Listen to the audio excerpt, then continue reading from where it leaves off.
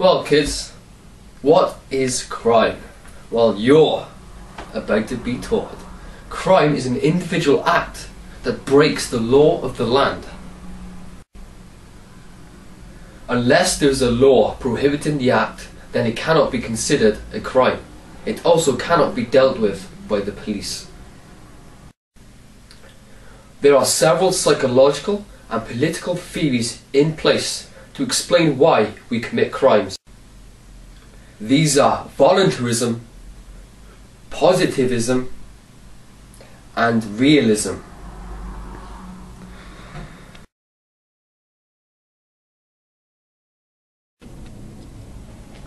Positivism is a research method based on scientific observation to find the causes of crime.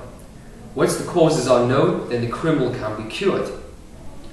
The theory behind positivism attempts to determine why a criminal commits a crime, and that it's not entirely the individual's fault.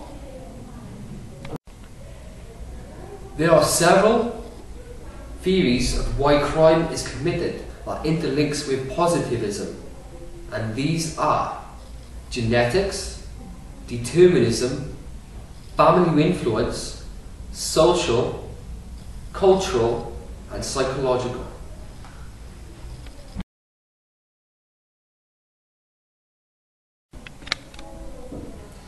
Determinism is a belief that is held by many thinkers, that all events have causes and that identical causes produce identical effects.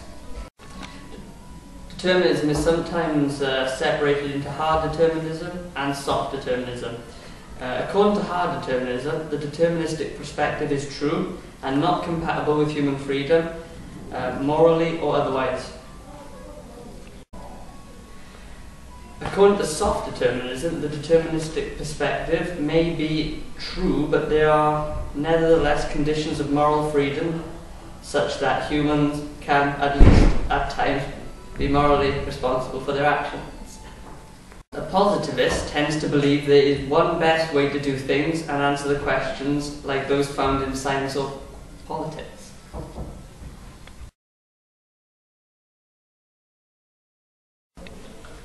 Genetic positivism is a factor that concerns the biological side of positivism.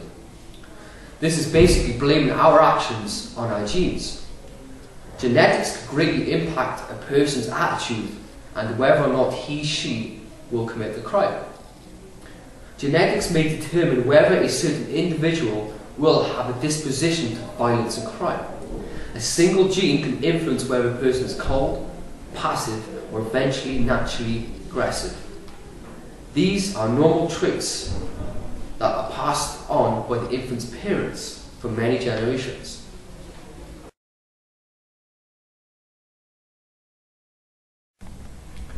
The family influence factor implies that the upbringing of one's individual's mind can be affected by the family around them. This can determine if the individual is brought up in a negative or positive way. If a child is brought up with parents around him smoking marijuana, the child will be brought up to believe smoking marijuana is morally right.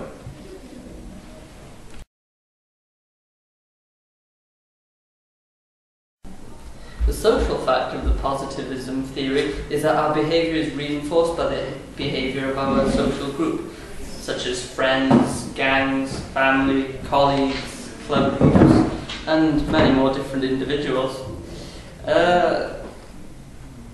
A lonely individual with minimum friends may seek a friendship bond. The individual could seek friendship with a person of same interests, such as boxing or skating. It is likely that the person will align with other individuals that have the same interests. We do have the ability to learn new interest in, and sometimes we choose the wrong interests and hobbies with choice or without, which can possibly lead to crime. For example, a lonely teenage kid who just moved into the new town is seeking new friends. Within weeks of being at his new school, he is introduced to what he thought of was legit friends, and these new friends of his sweet talk him into him carrying out little crimes at school. like robbing cookies from the shop. Because he is new, he may believe he is not socially accepted. Carrying out this task, however, may get him to fit in with his new group of friends, so he carries out the task.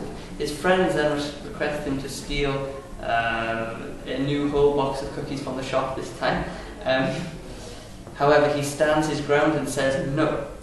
The teenage group of his friends threaten to tell on him for his evil deed to the teacher and then beat him out, and the teenage kid with no other option steals.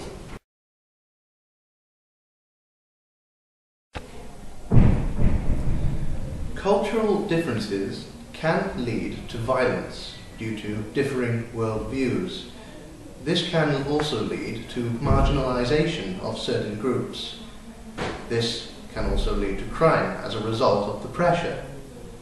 Whether the culture's views are religiously based, politically based, or based on something else entirely. Some people from certain cultures may also martyr themselves in the name of their ideology or faith. In the Islamic religion, according to their laws, it is legal to commit murder on an individual who is not of their religious culture. For an example, it would be morally acceptable to kill a Christian.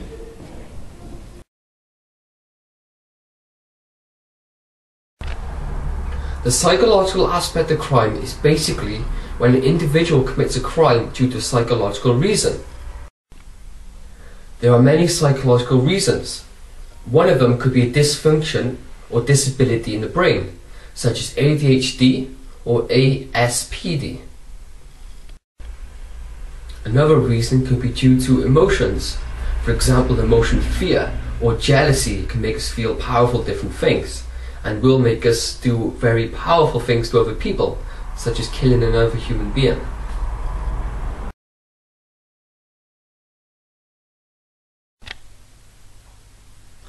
There are many psychological theories that exist today which explain criminal behavior, as well as their relationship to crime. An example of this would be realism. Now, realism is the inclination of people toward literal truth. There are two types of realism, left and right.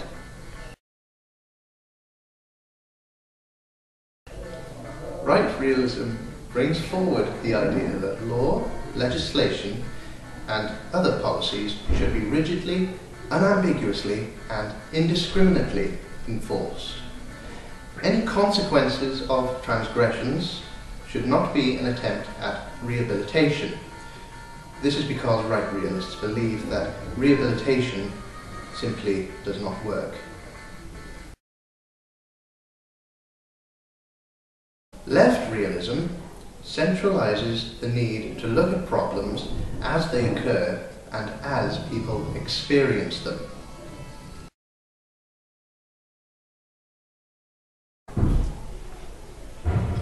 Voluntarism is a theory brought forward by Caesar Beccaria, who was born on March 15th, 1738. According to Beccaria's theory, all individuals possess free will, rational manner, and manipulability. This means that we are all in complete control of ourselves. Beccaria also believes with the right threat or punishment in place for the criminal justice system, we may control and prevent all deviant acts that an individual might carry out with free will or rational thought in pursuit of his own pleasure. Beccaria not only expresses the need for the criminal justice system, but also the government's right to have laws and punishments in place.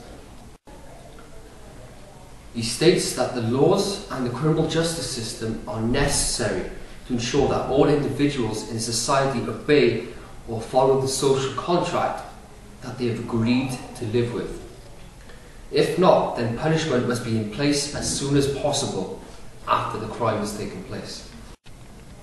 Back to the point, Beccari believes that the past events that have took place in an individual's life, good or bad, does not determine whether or not the individual commit a crime.